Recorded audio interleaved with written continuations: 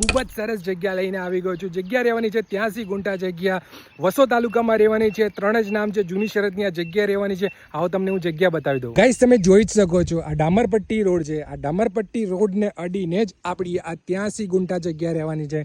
તમે જોઈ શકો છો આ કોર્નરથી માંડીને સામેના પેલા કોર્નર સુધી, જે પેલી વાડ દેખાય છે ત્યાંથી તમે આ એક પેલી કુડી દેખાય છે તમને કદાચ, એ કુડી સુધી અને ત્યાંથી લઈને અહીંયા સુધી, એટલે આ ટોટલ જગ્યા તમને મળી રહેવાની છે। ટોટલ 83 ગુંઠા જગ્યા તમને મળી રહેવાની છે।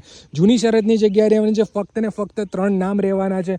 હું અત્યારે રોડ પર જ ઊભો છું અને આ રોડનું મધ્યસ્થમાંથી હું તમને બતાવી દઉં। 2 બ્લોક આપણને મળી રહેવાના છે। એક બ્લોક આ છે અને એક બ્લોક આ છે। બંને બ્લોક આપણને ટોટલ 83 ગુંઠાના બ્લોક મળી રહેવાના છે।